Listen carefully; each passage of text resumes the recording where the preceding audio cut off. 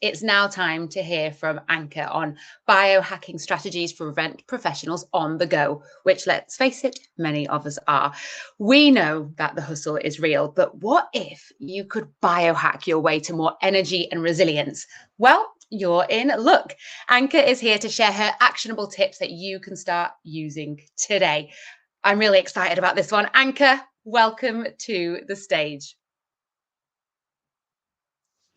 Well, thank you so much, Chloe, for having me. Super excited to be here and share some of those tips and tricks and see where it goes. And with that, I want to share my screen. So let's make sure that we grab the right thing. All right. Okay, everybody seeing the slides? You can drop in the chat. I take it as yes. And we're going to get started. Actually, I'm going to get started with a question. How many of you feel like your life is basically running on caffeine, dry shampoo, and sheer willpower when you're on site? Yeah, the same. That's why we're talking about biohacking, because at this rate, our bodies are about to send us an out of office auto reply if we don't do something about it. So with that, a quick introduction. I am Anka Trifan, host of the Events Demystified podcast and founder of Fit Mindful Mavens, among some of the other things that I do, such as strategic partnerships in the technology and AI space for MAIW. If you're curious about some of the other things and accomplishments that I've done, you can just glance over that slide and that will give you a bit of an insight, or you can connect with me on LinkedIn for more. What I'm going to tell you today is something that I need you to know, because I'm not asking you to make some kind of a drastic lifestyle, become a bodybuilder or a CrossFitter just to see results. Even small sustainable adjustments can have a profound impact on how you feel and perform in your daily lives and your demanding career. But since I'm not a doctor, nor a medical professional, and all the information provided here is basically based on personal experience and advanced knowledge about nutrition and fitness, here's your disclaimer. Feel free to read it if you want to. So what is biohacking? Biohacking sounds fancy, but let's be real. It's just tweaking small things so we don't feel like human dumpster fires by 3 p.m. Think of it as finding cheat codes for your body, except no one's asking you to sleep in some kind of a hyperbaric chamber or drink buttered coffee unless, well, that's your thing. Now, this is particularly for you ladies that are tuning in. Did you know that you have two clocks? Yeah, that was an aha moment for me when I was told. One is our circadian rhythm, your 24-hour cycle, just like men. And the other one is our infradian rhythm, the 28-day cycle, like an emotional roller coaster kind of clock. Men have it easy. They just wake up and go. Women wake up and have to ask themselves, what version of me is showing up today? Now, while this is all great and all, I'm going to have to make a disclaimer. Even if you're in perimenopause or postmenopause, tracking your energy, your mood, and your sleep can help you adjust your biohacking routine to match how your body feels, because biohacking is all about knowing your body. Okay, so what I want you to take away from this is slack during the menstrual and luteal phases and work really hard to catch up during the follicular and ovulatory phases. Simple as that, not complicated. Here are some tracking tools. If you're a data nerd like me, you can use any of those to track your energy levels as well as your cycle. Now, let's dive into optimized sleep, which, by the way, if you are listening to the Return on Wellness, I just put out a brand new episode on this topic alone. And if you really want to get your sleep level to the next level, make sure that you listen to that. One thing that I want you to understand is that optimized sleep is the ultimate hack for recovery. Not only does it provide you with brain power because sleep clears out brain waste and locks in memories, but also lack of sleep on the flip side is like your brain running on Windows 95, and who wants to do that? It also helps with stress reset. Poor sleep increases stress, while high stress disrupts sleep So this is kind of like this vicious cycle that is very, very hard to get out of. It's great for muscle gains. That was something that I needed to learn the hard way. Now, you don't build muscle in the gym as much as you try to. You really build it in your sleep. Imagine that. And obviously, emotional recovery, REM sleep helps process stress. No REM, you're still mad at the Wi-Fi for buffering at your last event. Next biohacks for sleep is especially when you're traveling, because we all know, especially when you go in between time zones, that can really, really impact your number of Z's that you get, especially the first night. So in order to help that process, natural light really helps. Get outside as soon as you land to reset your internal clock. That also bonus point, free vitamin D. The temperature minimum hack, this is that controls your sleep cycle by adjusting light exposure before and after your natural wake up time. Fasting, some people are very much into this because it helps their body adjust faster to a new time zone, especially if you're traveling like from who knows, like a different, like many time zones away. It's kind of like hitting that reset button. And then for me, what works the best is really morning activity, like being able to get a workout, which jump starts my cortisol, and then it sets energy levels for the day. And then if you're really into the woo-woo kind of stuff, you can, ground, stand barefoot on the earth for 20 minutes. Sounds weird, but there's some questionable science behind it. I'll let you dive into that on your own time. I also like to check my sleep metrics like a hawk every morning. This is kind of like my hidden addiction that now you know about. Apps like the Pillow Sleep Tracker can help track your sleep and your temperature in order to find your temperature minimum, which is typically 2 to 3 hours before waking up, which then you can use it to time light expose and sleep by shifting your body's time clock. It's what basically increases your temperature to advance your clock, or decrease your temperature minimum to delay it, and some of those apps. Now, let's talk about nutrition, because this is another important one. Eating at events is a sport. We live on coffee, snacks from the staff stash, and whatever's left from the VIP buffet. I get it. But you can still biohack it by packing high protein snacks, magnesium, and hydrating well.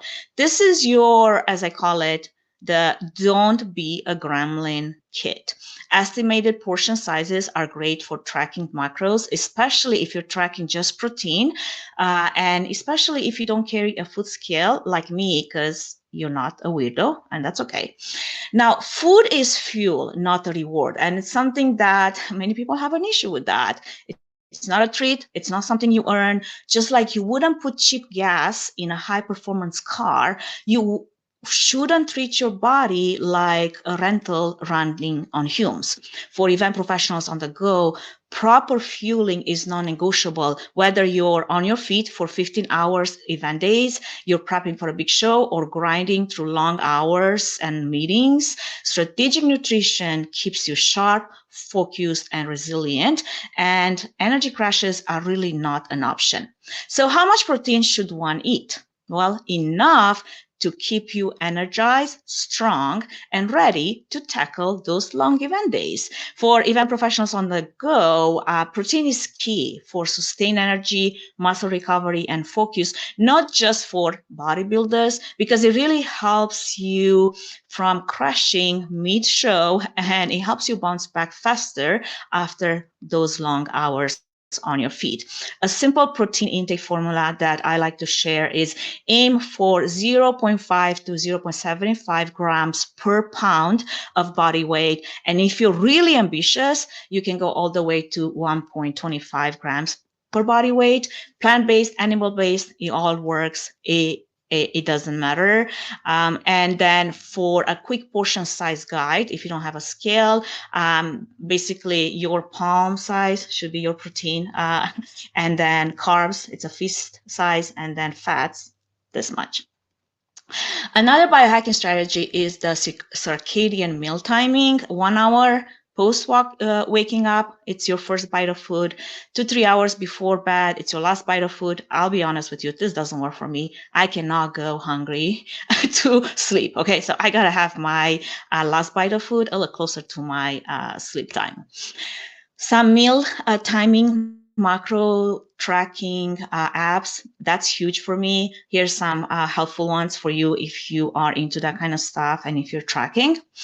Drinking and tracking your water and also helping people and the planet all at once. That sounds like a fantastic deal to me. And there's some tracking waters out there and programs that not only help you drink more water, but helps actually track environmental footprint and unlock donations. So pick one of those. And I know you've heard probably about Affiliate Forward. I actually gave it to my kids too, not just to myself. And it's a great initiative. Now, when it comes to stress management, my secret sauce really is calendar blocking for like 5 to 10 minutes of breathe and reset. That's what I call it, breathe and reset, before and after every meeting, every single day. And because it's in my calendar, I've got to do it. That's also where the 5-minute mindful moments on the Return on Wellness YouTube channel comes handy, or maybe the Calm app, box breathing for when you've got to meet with your boss or a difficult client. And if nothing works, well, guess what? Cold water splash, instant stress relief, and maybe an easy way to scare your coworkers in the bathroom.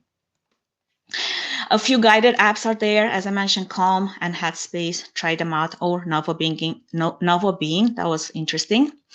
Movement that fits my schedule is my favorite type of exercise when I travel. I mean, we do about 20,000 steps or more at events, but somehow I personally still feel like I need to work out after, But here's a hack. Every time you squat to pick up a pen, a box, you lift something heavy. So congratulations, that's strength training. But for real, 5-minute bursts of movement like squats or lunges between meetings or sessions will keep you from feeling like an overheated potato by 6 p.m. Here's some body weight exercises, so pick your poison. Low intensity exercise like walking can do more for your health and longevity than most assume. And this is some study that was done recently. Thank you, Arnold's Pump, for the research. But sometimes slow and steady isn't enough. And this new study suggests that if you want a healthier brain, your best bet is to push your body with higher intensity a few times per week. They found that higher intensity aerobic exercise is more effective at boosting neuroprotective myokines, which are the proteins released by your muscles that can influence brain health, than low intensity exercise. So after much research, they analyzed the impact of different intensities of aerobic exercise on the release of those myokines. And what they realized is that a higher intensity would really not only make you sweat, but also get you smarter. So something to keep in mind next time you're trying to push yourself harder and you're afraid to do so. There is a reason for that, and it could boost your brain's neuroprotective myokines. All right. Here's one thing. The amount of problems that eating enough protein, lifting some heavy ass weights, and going for a walk can solve is crazy, okay? And that is what fitness is all about. It's not about where you start. It's about where you can go if you just shut up that little voice in your head that tells you to quit when a lunge is too hard or a push-up is too much. By the way, we're still going to do the push-up competition at IMAX in the fall. So for me, staying active, lifting, even when traveling is key, not only to managing stress and maintaining my energy levels, but also to keeping me sane. It's not a magic pill, but it's pretty close. I pre-program workout when I travel, and that is basically what you would see here. On-the-go wellness kits help you keep accountable. So like if you pack it in your bag, maybe you actually do something with it. Wearable technology is a lifesaver, especially if you like to track things like I do. So to wrap it all up, because probably we're coming to time here, biohacking doesn't mean overhauling your life. It just means pick one thing to try today, because taking care of the one body that you have got is not optional. It's a requirement if you like to be around long enough to see if AI will take over our lives. Just kidding, because that would be a topic for another time. And if you want want to get the slides and a bunch of other resources that I have for you, feel free to follow Feed Mindful Mavens on LinkedIn, and you can connect with me on LinkedIn as well if you have a bunch of questions. I'll be meal prepping before I hit the gym for a strength training and some hot yoga afterwards. So that being said, I hope they give you enough to start doing one thing, if anything, from everything that I shared today. And if you like I said, the slides, this is the way to get it. Either scan the QR code or we have a link in the chat. I believe we have a link in the chat. If not, I'm going to put a link in the chat. And with that, thank you very much.